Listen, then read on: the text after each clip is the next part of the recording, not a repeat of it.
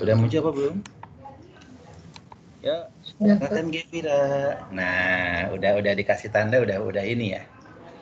Jadi yang akan Bapak bahas hari ini adalah remedial dari materi yang kalian sudah dapatkan waktu kelas 7 dan kelas 5 mengenai kerajaan Islam bagian pertama.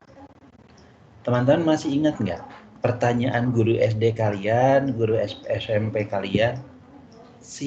Kerajaan Islam pertama di Indonesia apa? Yuk, ada yang tahu apa namanya? Kerajaan apa? Samudra Pasai. Ya, benar. Ini yang akan Bapak bahas hari ini, yaitu Kerajaan Samudra Pasai, Kerajaan Aceh, dan Kerajaan pertama di Indonesia, di Pulau Jawa. Ini materinya ya. Jadi Kerajaan Samudra Pasai, Kerajaan Aceh, dan Kerajaan Demak. Untuk Kerajaan Samudra Pasai, ada sumber sejarahnya, kehidupan politiknya, kehidupan ekonominya, kehidupan sosial, serta kemundurannya. Nah, ini yang akan Bapak bahas per kerajaan mengenai sumber sejarahnya, kehidupan politiknya, kehidupan ekonomi, sosial, dan kemundurannya. Yang pertama adalah mengenai sumber sejarahnya, yaitu inskripsi. Jadi inskripsi itu adalah tulisan yang ada di makam. Jadi tulisannya apa? Oh, menggambarkan ini. Ya, biasanya ditulis dalam bahasa Arab. Inskripsi makam Sultan Malik Al-Saleh. Berita asing dari Marco Polo, itu yang kedua. Yang ketiga ada berita asing dari Ibnu Battuta. Yang keempat kronik Raja Pasai. Jadi agar kita bisa mengetahui sumber sejarah dari Kerajaan Samudra Pasai, ada beberapa sumber sejarahnya. Yang pertama inskripsi atau tulisan pada makam pendiri Kerajaan Samudra Pasai, yaitu Sultan Malik Al-Saleh. Yang kedua, berita asing dari Marco Polo, seorang penjelajah dari Italia, menulis buku Imago Mundi, di mana isinya menceritakan tentang Kerajaan Samudra Pasai. Berita asing dari Ibnu Battuta yang menulis sebuah buku yang berjudul Rihlah, artinya perjalanan, di mana isinya mengenai penyebaran Islam di Kerajaan Samudra Pasai. Lalu ada kronik. Kronik itu adalah sebuah sejarah dari Raja-Raja Pasai. Itu ya sumber sejarahnya. Kemudian yang berikutnya ada namanya kehidupan politik. Kerajaan Samudra Pasai didirikan oleh Marasilu yang kemudian berganti nama menjadi Sultan Malik Al-Saleh. Wilayah kekuasaan dari Kerajaan Samudra Pasai antara lain Tamiang, Balek Bimba, Samerlangga, Berwana, Simpag, Buloh Telang, Benua, Samudra, Perak, Hambu Air, Rama Candi, Tukas, dan Pekan. Banyak banget ya wilayah kekuasaannya. Itu sekitar Aceh loh ya. Jadi kehidupan politik yang pertama adalah, Bapak ulang ya, Kerajaan Samudra Pasai didirikan oleh Marasilu. Jadi Sultan Malik Al-Saleh dulu nama aslinya adalah Marasilu. Kemudian masuk Islam ganti nama jadi Sultan Malik Al-Saleh. Wilayah kekuasaannya antara lain, ya Bapak minta tolong Adinda Gevira, tolong sebutkan wilayah kekuasaan dari Kerajaan Samudra Pasai. Silakan Dinda. Wilayah kekuasaannya itu meliputi Tamiang, Balek Bimba, Samerlangga, Berwana, Simpak, Buloh Telang, Benua Samudra, Perlak, Hambu Air, Ramacandi, Tukas, dan Pekan. Terima kasih Dinda. Jadi wilayah kekuasaannya sudah Dinda jelaskan ya. Oke. Kita lanjut berikutnya, ada kehidupan politik yang berikutnya.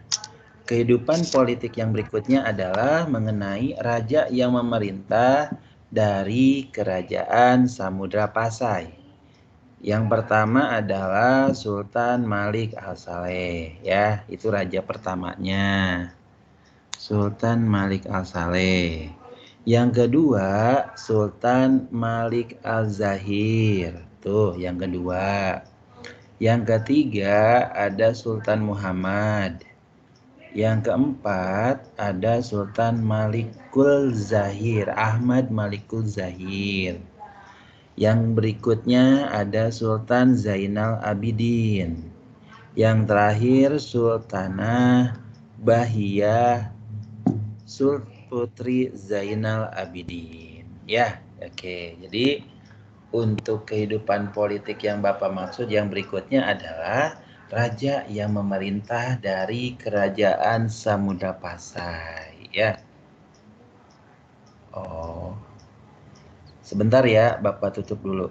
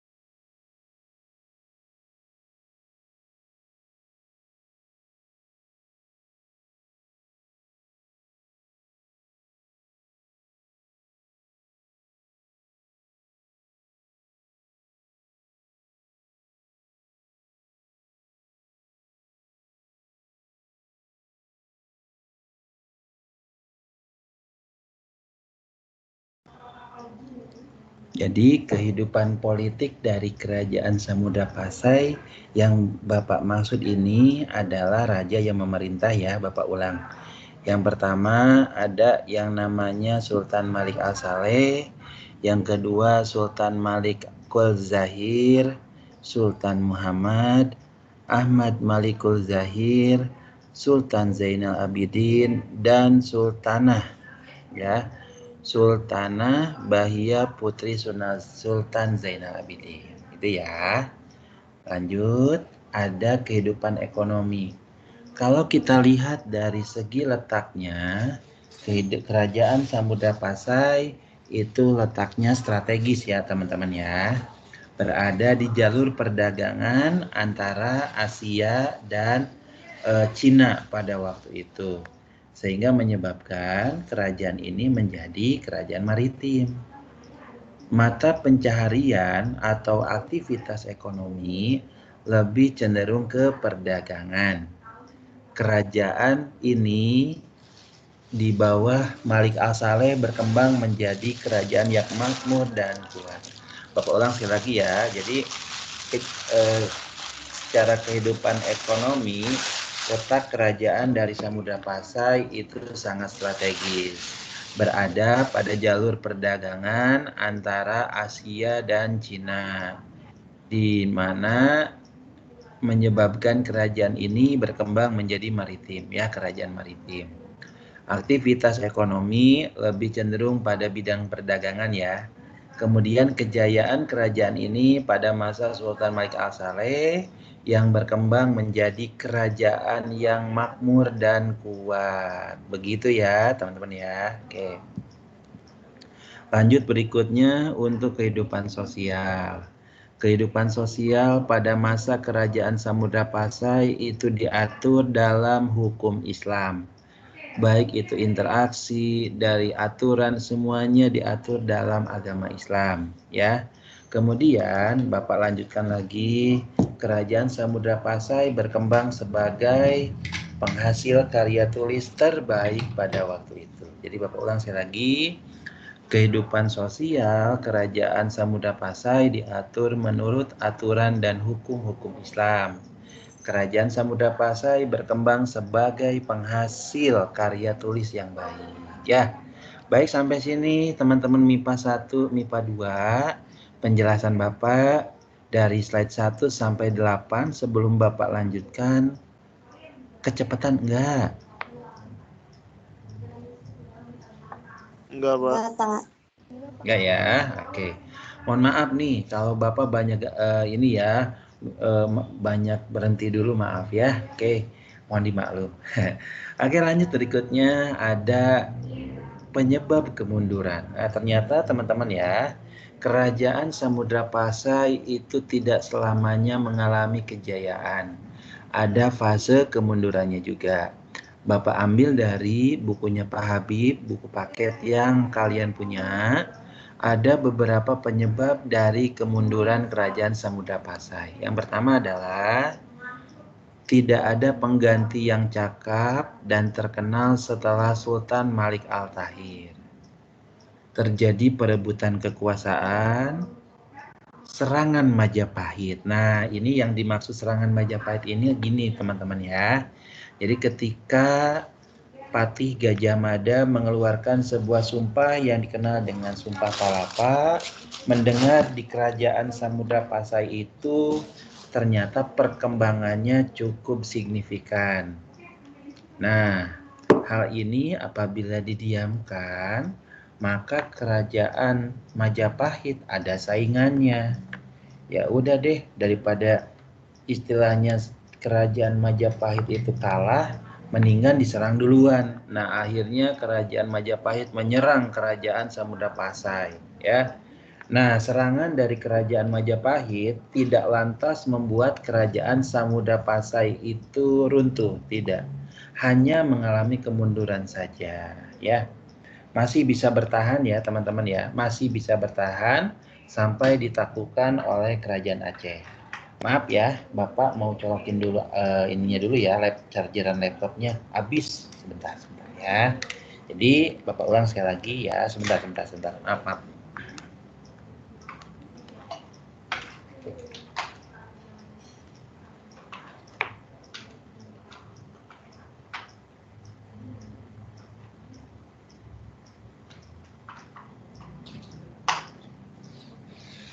Oke, jadi serangan berikutnya ya, yang menjadi penyebab kemunduran dari kerajaan Samudra Pasai adalah berdirinya bandar perdagangan namanya Malaka yang letaknya lebih strategis.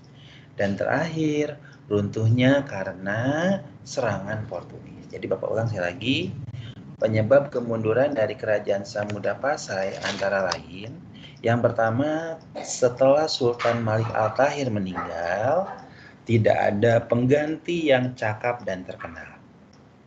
Yang kedua, terjadi perebutan kekuasaan antar keluarga kerajaan. Yang ketiga, ada serangan Majapahit.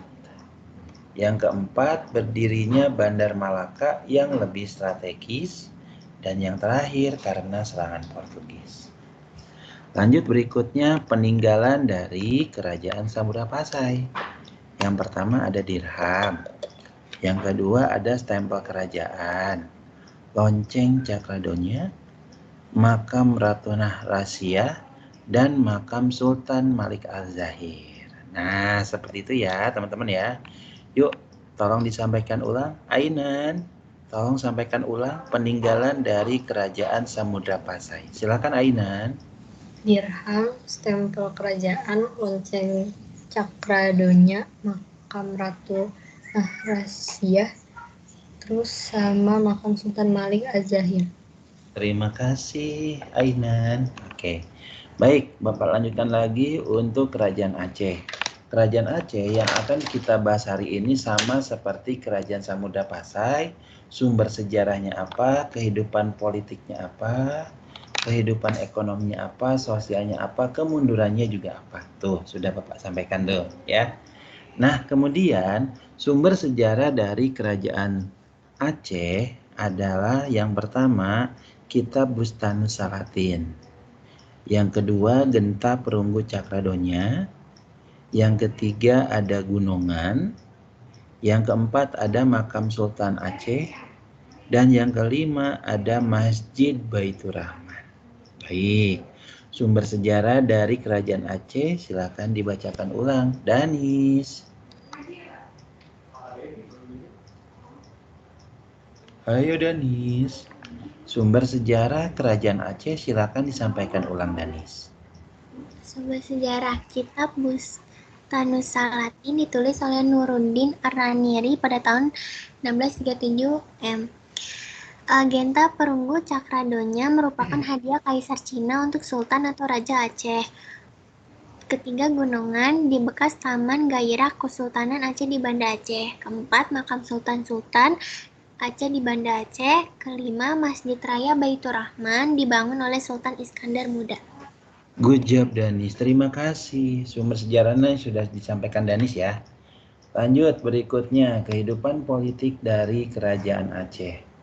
Nah, ini Bapak ambil kesimpulan aja ya. Jadi, corak pemerintahannya adalah pemerintahan sipil dan didasarkan pada agama. 1.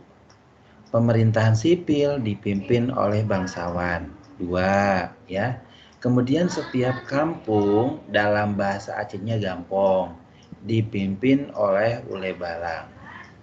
Kaum bangsawan yang memegang kekuasaan sipil disebut teku.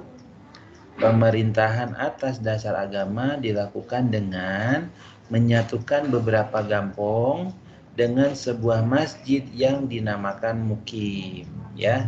Kemudian tiap mukim disebut imam, ya, kepala tiap mukim disebut imam.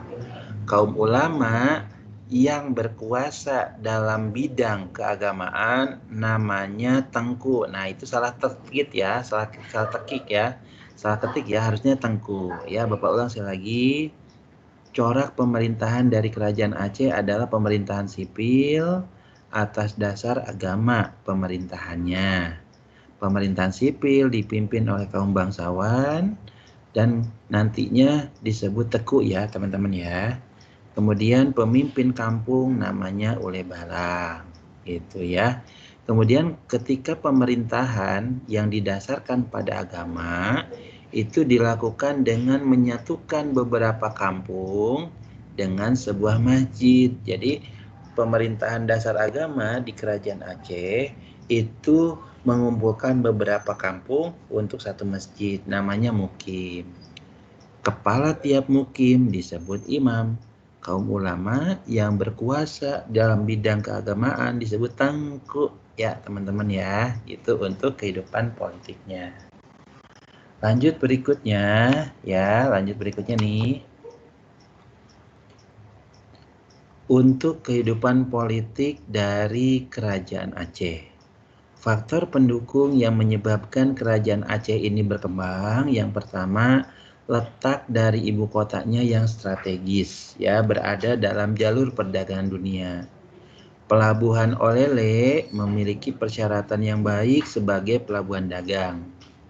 Kemudian Aceh kaya akan tanaman lada yang merupakan ekspor penting, dan jatuhnya Malaka ke tangan Portugis menyebabkan pedagang Islam tidak mau berjualan lagi di Malaka, pengennya ke Aceh. Makanya disitulah kemudian ya Kerajaan Aceh berkembang menjadi bandar perdagangan. Ya, jadi Bapak ulang, kehidupan politik untuk yang sekarang Bapak bahas yaitu faktor yang mendukung kenapa Kerajaan Aceh bisa berkembang.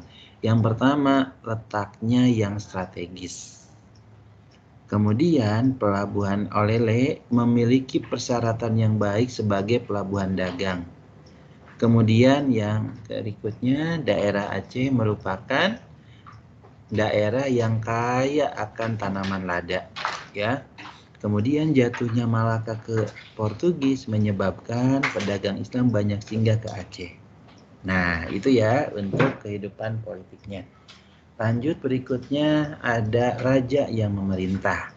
Raja yang memerintah dari Kerajaan Aceh antara lain Ali Mughayat Shah, itu pendirinya ya, Sultan Salahuddin, Alauddin Riayat Shah Al-Kahal, Sultan Iskandar Muda, dan Sultan Iskandar Thani. Nah, Alia Umaira silakan sampaikan ulang raja yang memerintah dari Kerajaan Aceh. Silakan Alia. Sultan Ali Mughayat-Shah dari 1514 sampai 1528 Masehi. Sultan Salahuddin dari 1528 sampai 1537 Masehi. Sultan Alauddin Riyad Shah Al-Qahar dari 1537 sampai 1568 Masehi. Sultan Iskandar Muda dari 1607 sampai 1636 Masehi. Sultan Iskandar Thani dari 1936 sampai 1641 Masehi.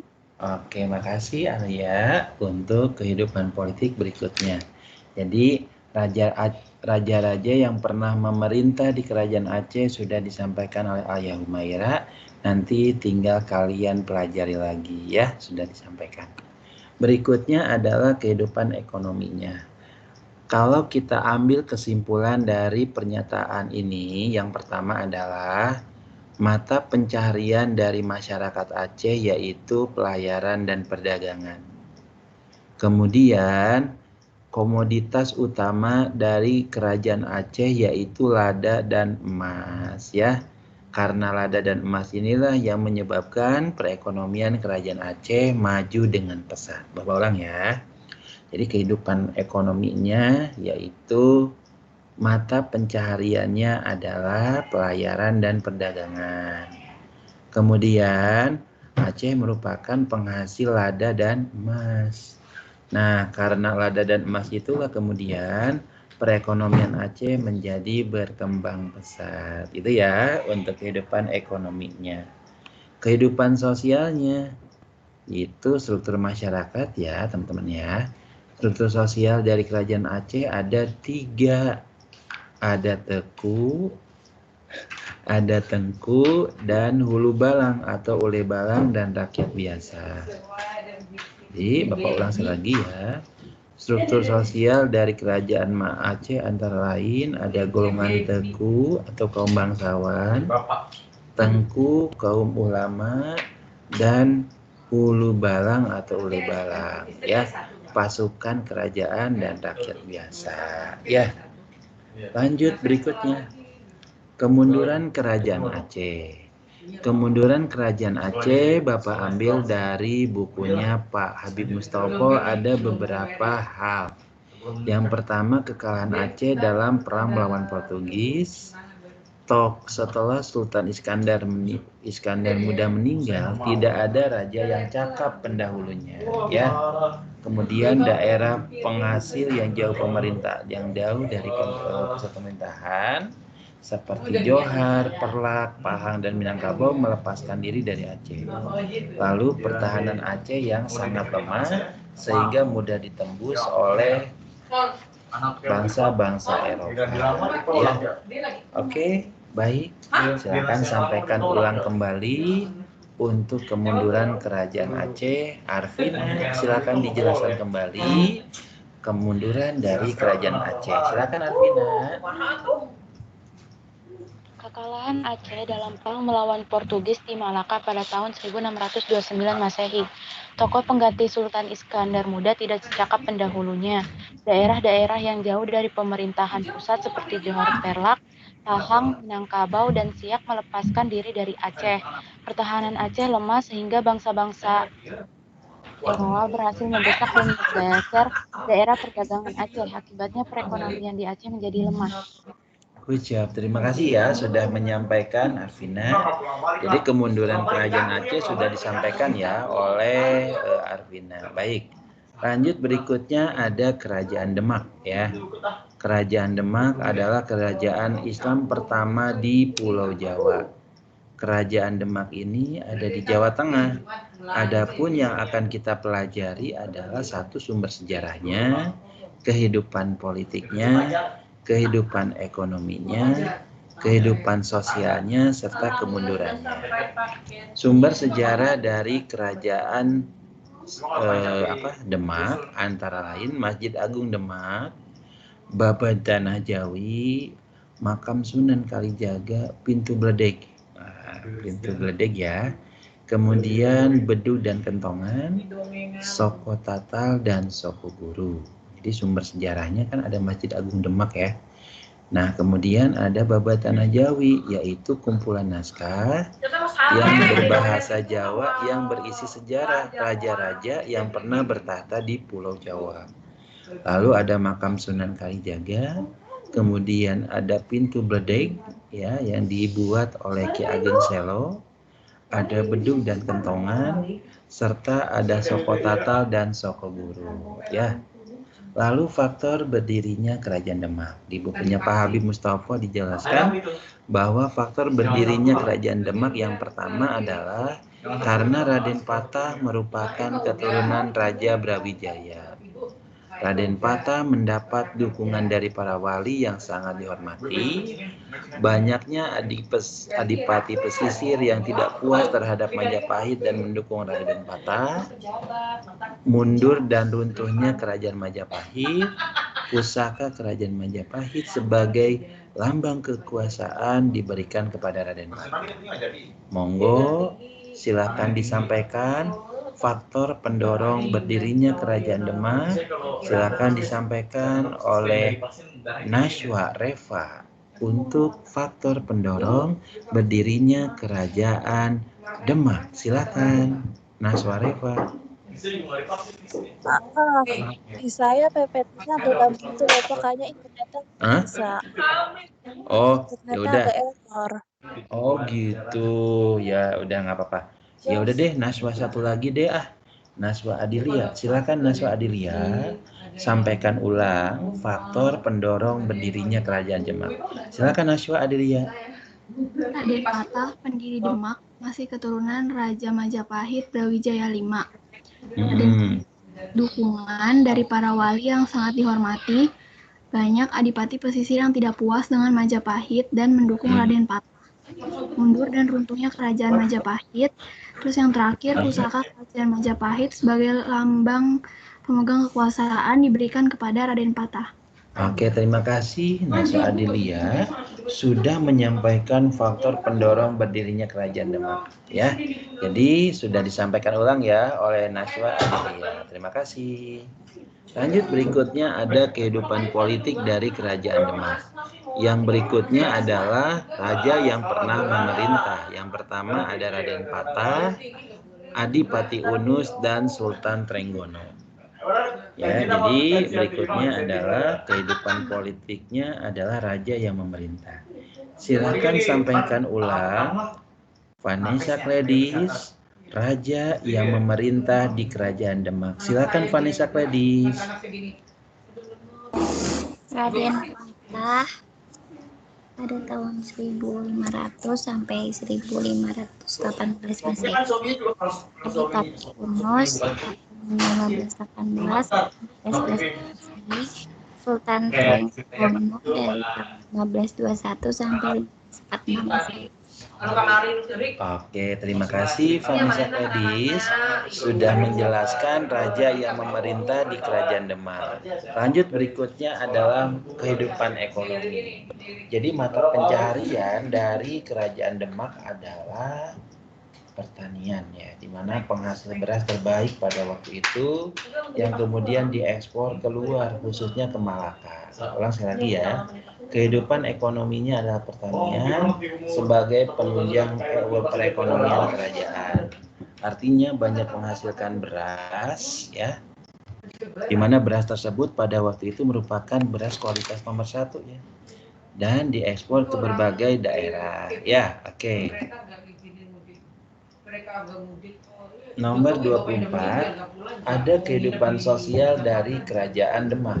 Yang pertama adalah raja, bangsawan, rakyat jelata, dan para wali. Widya, silakan sampaikan ulang kehidupan sosial dari Kerajaan Demak. Silakan Widya. Pak. Silakan kamu sebutkan ulang, jelaskan ulang kehidupan sosial masyarakat Demak. Jelas nggak di slide-nya di HP kamu sama handphone kamu, jelas nggak? Sebentar Pak, slide-nya nggak ada. Oh, slide-nya nggak ada. Waduh, jaringan atau gimana ya? Nggak tahu, soalnya di saya hitam. Oh, hitam. Iya, nggak ada PPT-nya. Aduh, yang lain bagaimana? Tulisannya hitam nggak? Ada, Pak. Ada, Pak. Ada, Pak. Wah, yang lain bagaimana? Saya Wah. izin refresh bentar ya, Pak. Ya udah nggak apa-apa Widya. Daripada kamu ini udah nggak apa-apa. Biar Bapak salahkan yang lain aja. Ayo yang lain silakan ke mana ya? Ntar. Kania Nurul, silakan dibacakan ulang. Kehidupan sosial dari Kerajaan Demak. Silakan Kania Nurul.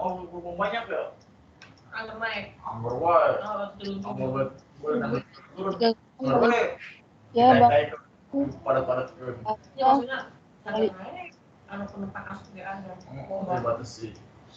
Suara kamu kenapa? Suara kamu kenapa Kania? Nggak ada? Udah ada. Oke. Gimana silakan.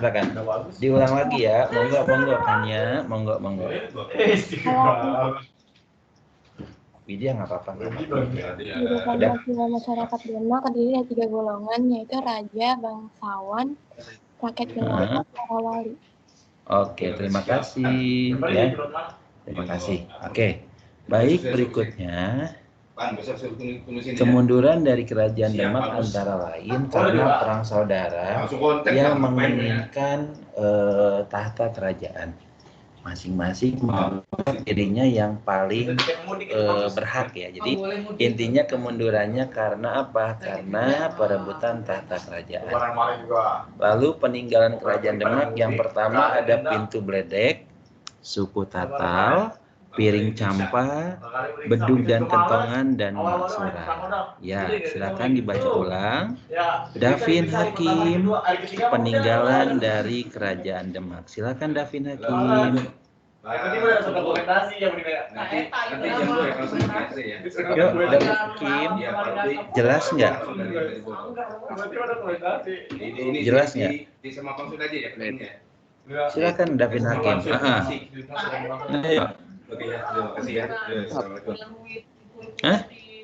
Ada suara saya kan? Iya, silakan.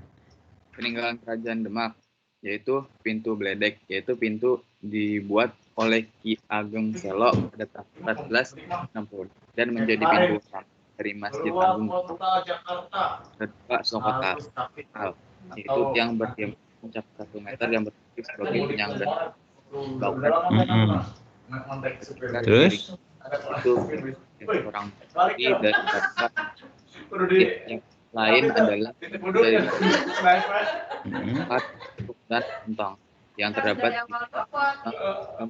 di peninggalan kerajaan. Iya. Terus? Hari pertama yang ramai di terminal, hari pertama, yang kedua ramai di terminal. Adalah menghiasi bangunan masjid. Indonesia gitu. Udah, oke ya. Alhamdulillah ya, materinya sudah selesai. Habis ini Bu, sudah selesai Bapak sampaikan. Terima kasih sudah berpartisipasi ya. Tadi sudah bantu Bapak. Dan sebelum Bapak tutup untuk kelas MIPA 1 ya, Bapak ulang lagi sebelum Bapak tutup. Untuk MIPA 1 yang belum diabsen ada Kadafi Umar sama Rian Ibnu Syahrani. Tahu dah, ada apa enggak tuh? Ya, belum ada. Oke.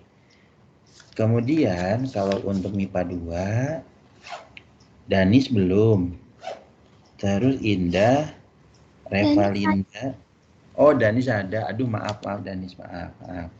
Danis ada ya. Terus Zahir ada nggak Zahir? Zahir ada hadir, Pak. Oke. Zahra ada Zahra? Hadir. Ya, dari MIPA 2 dari 27 siswa yang tidak hadir itu 2 orang, Indah kemudian Revalinda. Ya, gitu aja mungkin yang bisa Bapak sampaikan. Untuk PowerPoint-nya di-share di Microsoft Teams atau perwakilan kelas? Di MTS. Oh ya udah, habis ini Bapak share dulu ya. Oke, yang sudah rekam silakan ditutup. Bapak akhiri dengan bacaan hamdalah. Alhamdulillah. Wabillahi taufiq wa hidayah.